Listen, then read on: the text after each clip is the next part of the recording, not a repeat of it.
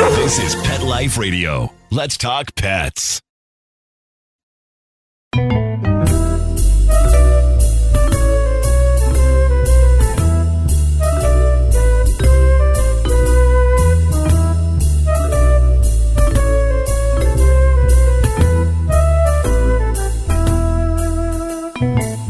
Hello, everyone, and welcome to Cattitude. I'm your show host, Michelle Fern.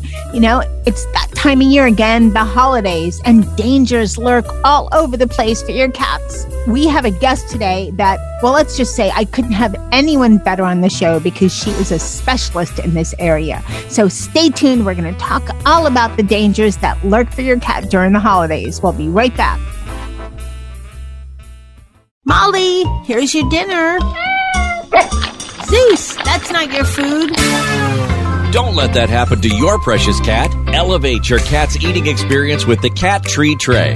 The Cat Tree Tray keeps your cat's food off the floor and conveniently located on the cat tree. It's the perfect way to eat. It's a beautiful wrought iron tray that easily attaches to your cat tree and keeps dogs and other critters out of your cat's dish. A must for multi-pet households. There's a 6-inch tray for large bowls and a 4-inch tray for smaller bowls.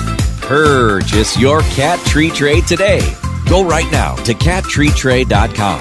That's cattreetray.com. cattreetray.com. Let's Talk Pets on PetLifeRadio.com.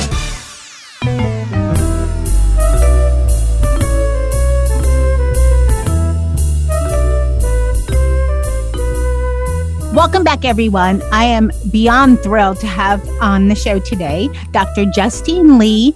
She is a board-certified emergency critical care veterinarian and toxicologist. And also, please check out our show. It's amazing. ER Vet on Pet Life Radio.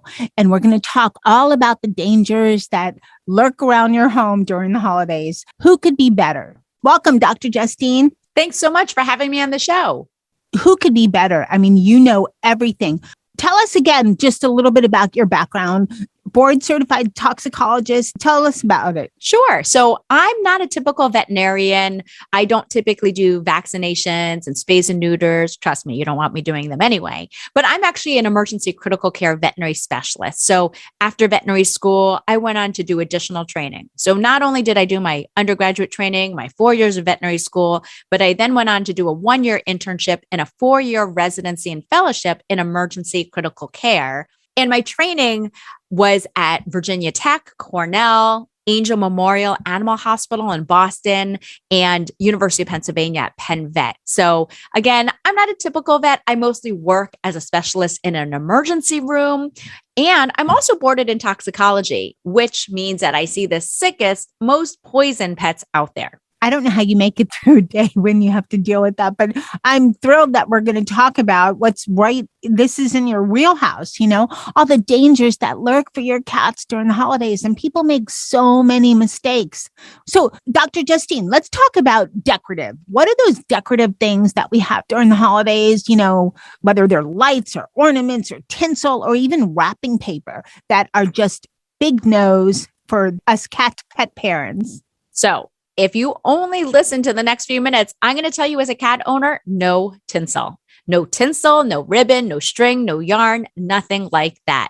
Because if you're lucky enough to get a holiday bonus, you don't want your holiday bonus going towards a $5,000 emergency surgery to fix your cat's linear foreign body. Now, a linear foreign body is when your cat actually swallows something stringy, linear. So something like tinsel, which we see on the holiday or Christmas tree. And remember that that stringy tinsel can wrap around the base of the tongue. So your cat's chewing on it, they're playing with it. And as they chew on it, it accidentally gets wrapped around their base of the tongue. And trust me, it happens. And what happens is your cat swallows part of the string. Unfortunately, it's anchored. It's usually anchored at the base of the tongue. Sometimes it's anchored in the stomach. And as the intestines and the stomach normally contract, that long stringy material actually can saw through the tissue. It can saw through the stomach. It can saw through mostly the intestinal tract, and it results in profuse vomiting. Same thing if you see string hanging out of your cat's mouth or tinsel hanging out of your cat's butt, please do not pull. Leave all your orifices of your pets to a veterinary professional. You want to make sure your cat doesn't chew anymore. You don't want to cut it, but you want to get to a veterinarian or an emergency vet, an ER vet immediately. So again, anything long and stringy, tinsel, ribbon, string, yarn, dental floss, threading, any kind of threading needle with the thread, you want to really be careful about. Now, I grew up in the 70s. I'm also going to add cassette tape. I've seen a couple of patients that needed emergency surgery for cassette tape. So great question, Michelle. Keep that stringy material out of reach of cats and the occasional dog. We've done this show before, and I know we talked about tinsel, but every year I learned something new because you went into some more detail. And I liked how, while I was getting horrified, and while it was I'm glad you said, do not pull anything out of any hole. Yeah, body cavities. Yes, leave all body cavities to your veterinarian or your veterinary technician. So yeah, absolutely. Great point. Please don't pull. It actually can make things worse. And you may be better off just going to the vet to get x-rays. Now, with linear foreign bodies, the classic sign isn't always string hanging out of the mouth. Sometimes it's just vomiting. And I will say, and you know this as a cat owner, cat owners are way too tolerant of vomiting. If your cat vomits once a month, that's not classically normal, right? If your dog vomited once a month, you'd get to a veterinarian. So we have a higher tolerance for vomiting in cats, but I'm talking about acute profuse vomiting. Your cat is vomiting 6 to 12 times in one day. They're not wanting to eat. They act like they have a painful abdomen. Those are signs you have to get to a veterinarian or an ER vet for x-rays. With linear foreign bodies, the sooner we diagnose it, the less invasive it's going to be and the less damaging it's going to be to your cat. So you never want to sit. And by sitting, I mean, you never want to wait on a cat that's symptomatic for a possible linear foreign body. Okay, this sounds menacing enough from what you described with these linear foreign bodies. But what if people say, well, I love tinsel. What if it's really high up? So you guys know cats can climb your Christmas tree. Yeah, that's what I was going to say. What if it's high up and they think, oh, isn't it okay with that? But yeah, they can climb. And what if one little piece falls? Exactly. I will say if you have a cat, you have a Christmas tree, whether or not it's fake or a live tree, you never want to bring tinsel into the house at all. And again, skip on the ribbon, on the extra decorations for the presents under the tree. Those all are linear foreign bodies. So you guys know cats can jump so high. And I've had that problem where I've had owners say, oh, I brought in this poisonous lily, but I put it in a place where my cat can't jump. Cats can jump everywhere. So you should never bring anything poisonous or that can potentially result in a linear foreign body into your household. Trust me, your cat will find it. Great information. Thanks so much. What about other decorative things? Like what about, how people have wrapping paper and then they just discard it when everybody's unwrapping gifts, whether it's, Christmas Eve, Christmas Day, or maybe a family over right before. What about wrapping paper? Because cats love paper. Sure. Yeah, cats love paper. Super safe. So not a big deal. In fact, if you're unwrapping your Christmas presents or your holiday gifts, you can actually wad up that wrapping paper and toss it as a toy. So most cats aren't going to actually chew it and swallow it. So honestly, wrapping paper is not going to be a big deal. My bigger worry is, again, the ribbon, the string, or the yarn that's on those presents. I will say there are a couple of other household holiday dangers that I worry about that are seen this time of the year. And one of them is liquid potpourri. It's not poisonous to dogs, but for people who like to fill their house with the smell of like evergreen or, peppermint, cinnamon this time of the year, some people will actually use potpourri. It's a wax that they put on a simmer pot and it's got a little candle underneath or you plug it in. When that melts, that becomes a poisoning danger because it contains something called cationic detergents. And as we all know, curiosity killed the cat, right? Cats are going to be curious. So they're like, what is this cool smelling liquid? So they may take 1 or 2 licks from those simmering potpourri pots. And when a cat licks it, it can actually result in thermal burns and chemical burns in the mouth. So you want to make sure not to have those in your house. If it's a dog household, honestly, it's less of an issue. This is more of a cat poisoning. Remember, cats have an altered metabolism. The fancy word is they have an altered glucuronidation in their liver. So they can't metabolize certain drugs or chemicals as well as dogs. So dogs aren't as sensitive to liquid potpourri, but cats are. So not only is it a flammable injury if you have that candle and your cat walks by and gets, some tail fur on fire, but it's also a chemical burn. So you definitely want to keep that one out of reach too. What about scented candles? Now, that's a great question. If I have scented candles in my house, but I put them on my counters where my cat is not supposed to be walking, they are usually in a well-secured area where they can't tip over either. So I'm actually fine with scented candles. Those are usually some type of wax, a little bit of fragrance. Those are not cationic detergents. So those are completely different from liquid potpourri. How you describe liquid potpourri, it doesn't sound like it's so great for humans either. It's actually totally fine because we're not ingesting it. So again, it's only because cats are cats and they have that altered metabolism. So, honestly, totally fine to have those liquid potpourris. If you have dogs in the household, as a human, they're fine. They're totally safe. Again, we're not licking it or ingesting it. But again, for you cat owners out there, please don't have it because we don't want your cat to lick it. So stay tight, everyone. We're going to be right back with Dr. Justine with some more great tips for keeping your house cat safe during the holidays. Hey, everyone. Michelle Fern here. Everyone has things they can't stand doing. I hate dusting and dealing with car repairs, and I really, really hate the idea of spending a Saturday at the mall shopping. All about online here. But I really can't stand cleaning up and scooping the cat litter. Forget it. But I love my fur balls. Where would I be without my cats? But the smell and the scooping and the scraping of that stuck-on mess. The answer? Arm & Hammer Slide Litter. This litter slides right out, leaving nothing behind. You still may not love cleaning the litter box, but now you could just slide out the funk. Arm & Hammer Slide Litter. More power to you. Let's talk pets Let's talk pets on Pet Life Radio. Pet Life Radio. PetLifeRadio.com.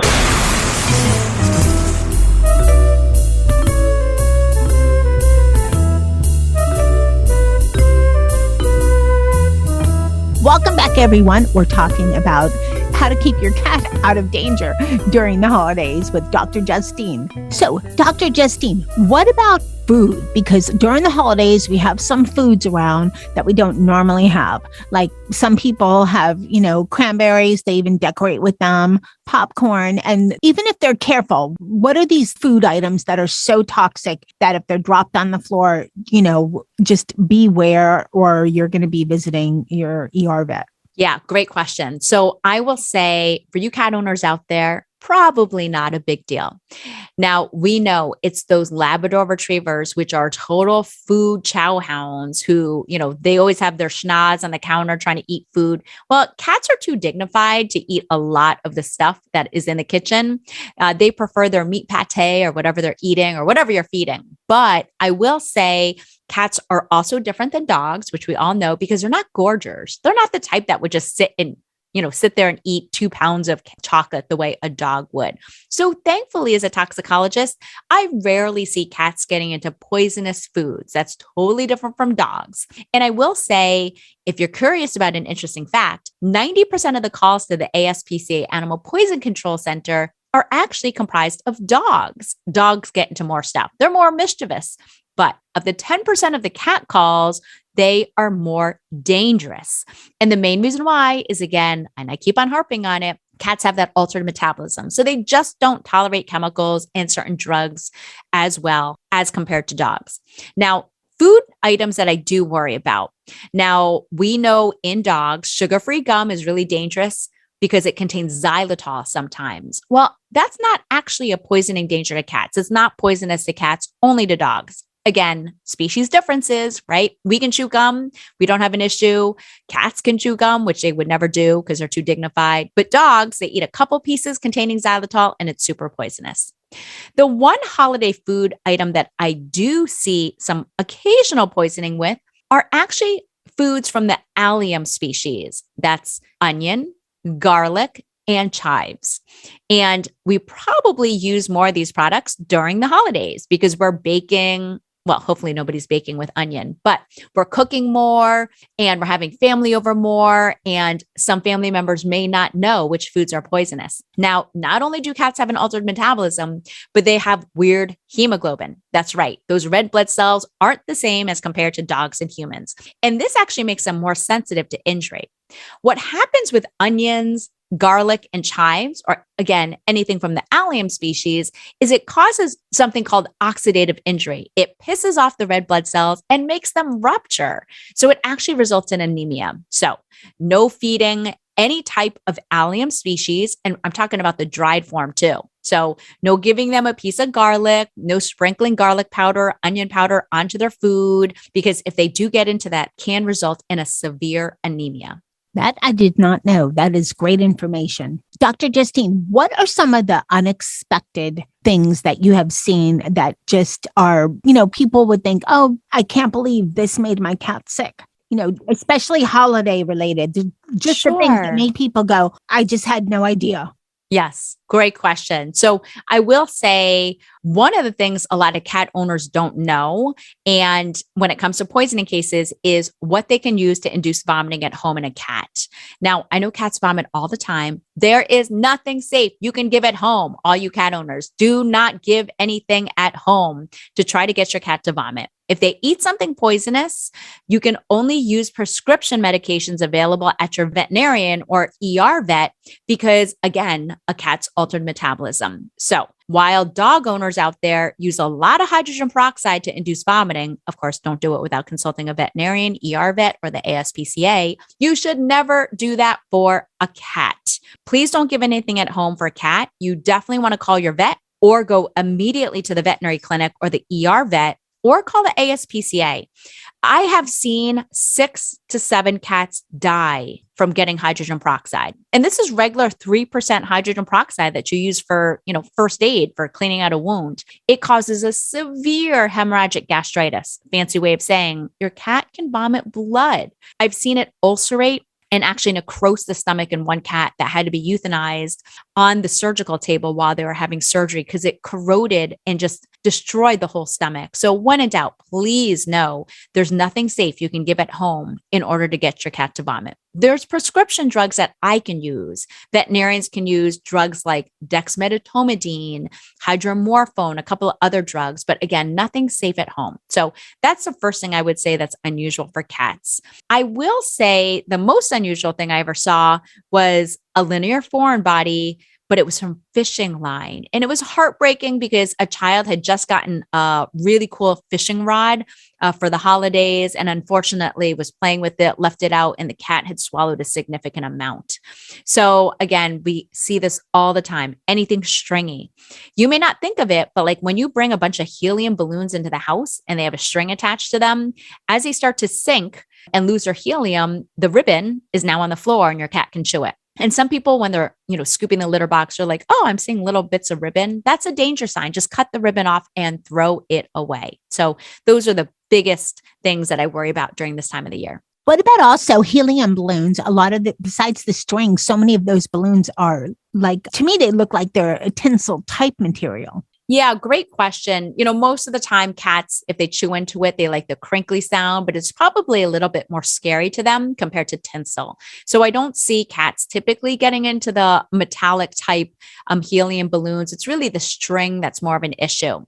And the last poison I'll mention is any kind of flower. If someone brings over a holiday bouquet, and I just sent one to my mom, so don't forget your parents during the holidays, but I just sent over a bouquet to my parents and I made sure when I ordered them that they did not contain lilium species. You have to make sure it does not contain a true lily like Easter lilies, Asiatic lilies, some species of daylilies, tiger lilies, Japanese show lilies.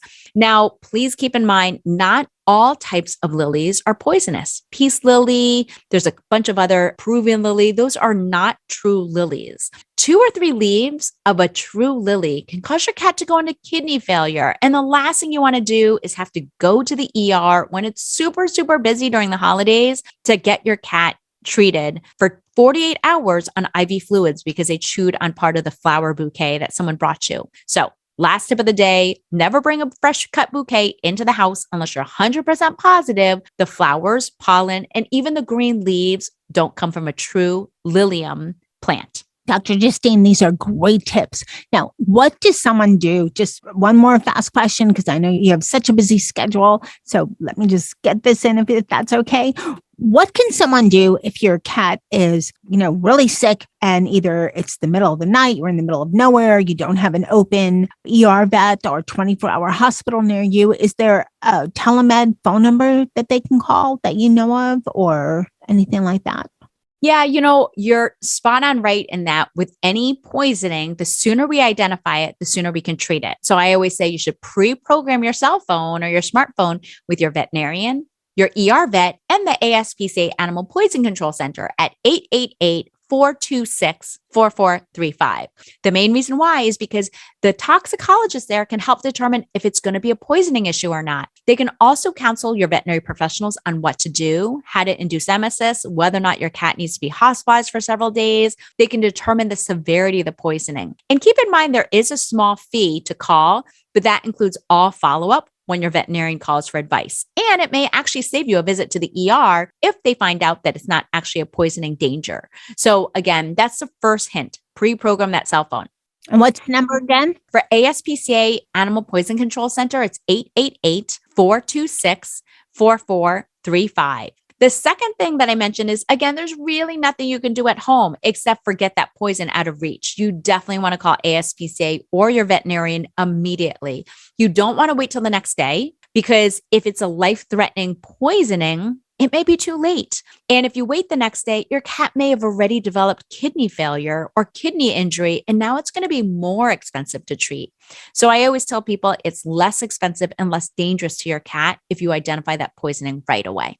Dr. Justine, thank you so much for coming on Cattitude and sharing your wealth of knowledge. I am sure some of this information, I'm sure all of it, is going to do wonders to save a cat during the holidays. So thank you so much for coming on Cattitude.